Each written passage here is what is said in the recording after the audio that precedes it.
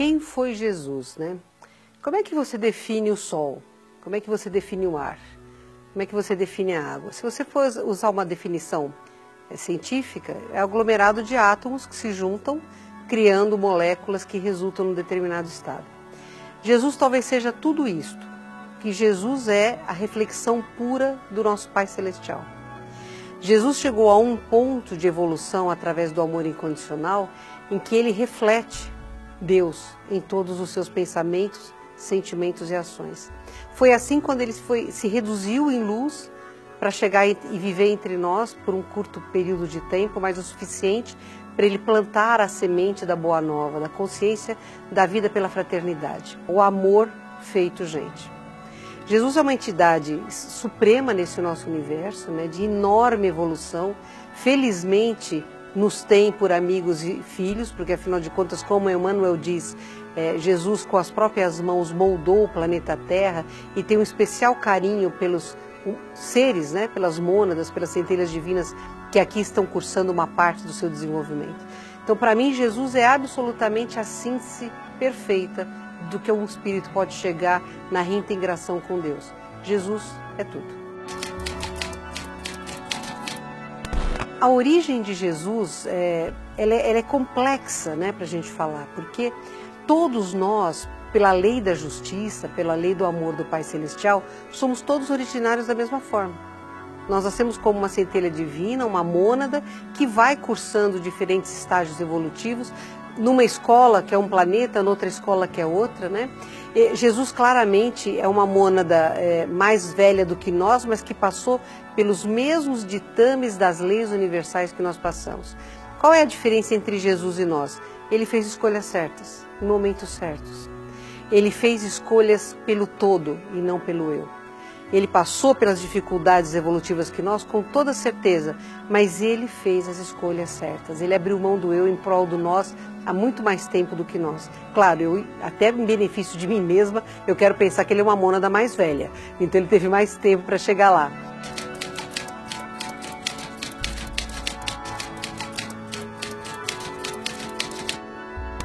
Falar sobre Jesus não dá para a gente pensar nele como um ser que abrigue um corpo físico, por mais etéreo que seja este corpo. É muita energia, né? A gente sabe que para ele vir encarnar, não reencarnar, mas encarnar na Terra, porque houve só uma passagem dele por aqui, ele teve que se reduzir durante um número incontável de anos para que ele pudesse projetar-se dentro de um corpo mais denso, ainda que especial, com uma genética totalmente avançada para o homem daquela época, avançada para o homem desta época, que suportasse, ainda que por poucas dezenas de anos, o quantum energético deste espírito. Então, imagina um sol maior que o nosso, tá? O nosso sol é pequeno perto de Jesus.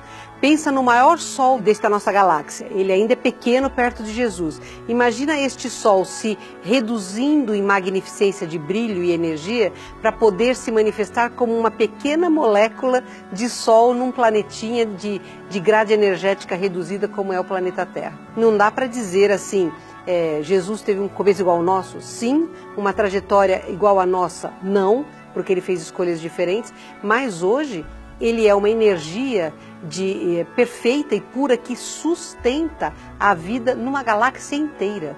Então não dá para dizer Jesus é uma entidade, não, Jesus é uma consciência absolutamente amorosa, presente, cuidadosa, que está em cada subpartícula atômica de nós, que somos seus filhos, se manifestando através de nós, através da nossa consciência, quando nós permitimos isso. Eu creio que quando uma pessoa tem um ato de misericórdia, de amor, de benevolência, de fraternidade, ela reflete Deus. E o nosso intermediário para Deus é Jesus. Então, nesses momentos, nós refletimos o nosso querido Mestre. A proposta de Jesus é criar o caminho para a felicidade. E o caminho para a felicidade é só através da fraternidade. Então, quando pega uma raça como a nossa, que demora muito para acordar para a verdade, é mais fácil você transformá-la de dentro para fora. Imagina uma bomba atômica de altíssima megatonagem. Ela não provoca aquele spread de energia? Então, aí, o efeito de quando Jesus vivificou o ovo, que estava na trompa de Maria, o planeta Terra sofreu este impacto em forma de spread de energia de amor. Você imagina o que é átomos e células de minerais, vegetais, animais, hominais, encarnados e desencarnados, sendo tocados por uma brisa suave chamada esperança. Este momento sagrado que esta humanidade conheceu é o que Jesus é. Nada supera isto. Perceba o amor desta criatura, a energia desta criatura, que o simples fato dele vivificar a matéria, através da qual ele se manifestaria, provocou uma cura da grade energética planetária tão ofendida por civilizações anteriores que tinham quase destruído o nosso planeta. Imagina o que significou a chegada dele para espíritos que estavam na erraticidade, que de repente se viram à luz e sentiram em si o ensejo de progredirem. Imagina o que significou esse momento para espíritos de luz que lutavam com uma psicosfera densa, acanhada, medíocre e que se sentiram bafejados pelo mais lindo dos sóis. Imagina o que significou isso para os espíritos que estavam num umbral grosso, presos dos seus medos, que se travestem de ódio e necessidade de poder, que tiveram a quebra destes templos doentes, onde eles escondem o próprio coração e que de repente, num segundo, puderam ser tocados pela misericórdia divina. Isto é Jesus.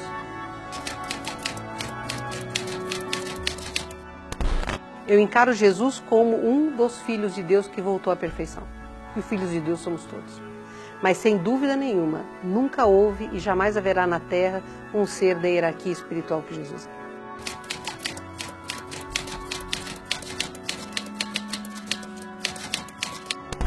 Quando Jesus nos trouxe a lei da fraternidade, exemplificando, né? Jesus é um espírito tão perfeito que eu não acredito que nenhuma palavra ou ato dele tenha sido sem querer. Tudo o que ele fez foi plantando raízes sólidas e seguras para alertar aqueles que começassem a sintonizar com a verdade maior, no momento certo usarem como ferramentas de alavanca e defesa. Infelizmente, como nós somos ainda muito pequenos a nível evolutivo, somos crianças cósmicas, a gente tem uma necessidade de manipular a verdade para o tamanho da verdade que a gente compreende. Então, as palavras e os ensinamentos dele vêm sendo manipulados com finalidades pequenas para servir a seres ainda primitivos no quesito fraternidade, porque essas pessoas sabem da magnitude do ensinamento dele, então são os lobos em pele de cordeiro ou sepulcros caiados, né? Então eu não acho, nenhuma religião é perfeita, porque nós não somos perfeitos, né? Não importa o nome do dogma, mas o que você faz, como você manipula a verdade, como você traveste a verdade com as suas cores, é que tornam esta verdade brilhante e transparente ou um vidro sujo, né? O nosso cristalino, que é a lente que a gente tem dentro do nosso olho, ele é transparente. A função dele é ser uma lente que filtra a luz e a torna captável pelas células da retina para que o nosso cérebro decodifique esta mensagem. Mas às vezes este cristalino fica doente e forma-se a catarata. Então, alguns dos nossos irmãos são cataratas.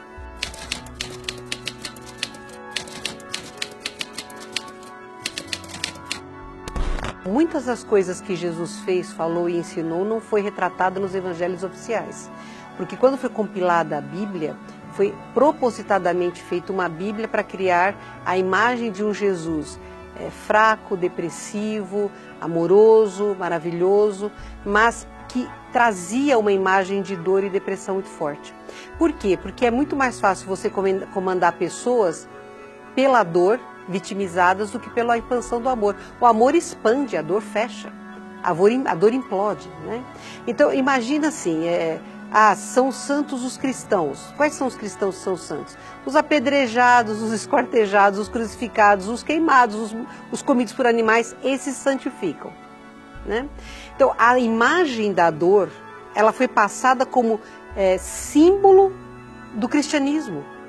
Quando foi que Jesus falou da dor? Jesus falou muito claro: eu sou o último cordeiro a ser sacrificado.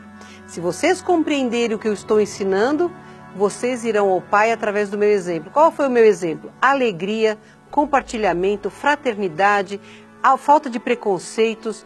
Jesus foi um homem que viveu entre nós feliz. Ele tinha todos os motivos do mundo para se sentir mal, uma psicosfera pequena, seres que não compreendiam o que ele dizia. Ele falou claramente, se eu falo das coisas da terra e vocês não me entendem, como é que eu vou falar das coisas de fora da terra, do espaço? Vendo crianças sendo abandonadas porque eram bastardos, animais apedrejados, doentes rechaçados, os pobres escravizados, pessoas mutiladas porque roubavam pão porque tinham fome. A gente é feliz com o que a gente vive aqui? Quantos de nós não dizem assim, por que eu não sei o que eu estou fazendo parte dessa humanidade? O que eu estou fazendo aqui? E, na verdade, nós estamos nessa humanidade por pura afinidade. E ele veio por meio dessa humanidade por puro amor. A diferença é radical. E ainda assim, Jesus viveu com um sorriso, quer nos lábios, quer no olhar. A aura dele era tão intensa e expandida que quando o mestre começava a falar, o mundo se iluminava. Então, é óbvio. Não tem como você criar paralelos, porque Jesus é único, né? Mas eles precisavam dar pra gente uma ideia de um Jesus triste e acabrunhado, porque assim a dor torna você mais frágil, a dor torna você mais vulnerável. A gente acabou acreditando, e isso é uma realidade, o que não vem pelo amor vem pela dor. Esta é uma verdade universal, mas a gente foi muito estimulado a crer na dor como forma de solução, e não é. A dor não interessa ao planeta, a dor não interessa a Deus, a dor não interessa a ninguém. Nós não precisamos da dor para evoluir. Nós precisamos sim compreender o que é viver em amor, né? Então, quando eles fizeram esta manipulação, até a modo de controle, eles geraram a necessidade de abstrair boas partes da vida de Jesus. Não tem muitas coisas da infância de Jesus que são maravilhosas. Do Jesus quando ele saiu da família para fazer um giro pela Índia, pelo Tibete, voltou pela Pérsia, o aprendizado, a finalização da expansão consciencial que ele precisaria ter para exercer a missão dele, né? E muitas das coisas que ele nos ensinou, nem nos evangelhos apócrifos estão. Né? O trabalho dele junto aos essênios, quer dizer, quantas coisas da vida dele hoje nós não temos acesso, mas eu tenho esperança de que em breve a gente comece a acessar estas verdades. Então, a manipulação está aí, mas nós temos ouvidos de ouvir, olhos de ver, né? E isso fará com que a gente possa compreender coisas sobre ele que a gente hoje ainda não tem acesso. Jesus foi um extraterrestre como todos nós somos extraterrestres. Isso está escrito no Livro dos Espíritos, quando o Espírito da Verdade diz a Kardec, você mesmo hoje é terrestre, mas terrestre você não foi. Então, assim como nós, o Mestre também não é originário do planeta Terra. Com 4,5 bilhões de anos, é muito difícil que qualquer um de nós seja um evolutivo primário do planeta Terra. Jesus moldou a Terra. Como é que ele pode ser terrestre se ele moldou a Terra com as próprias mãos, como o nosso querido Emmanuel ensina em Caminhos da Luz? Então, o Mestre, como nós, tem origem cósmica.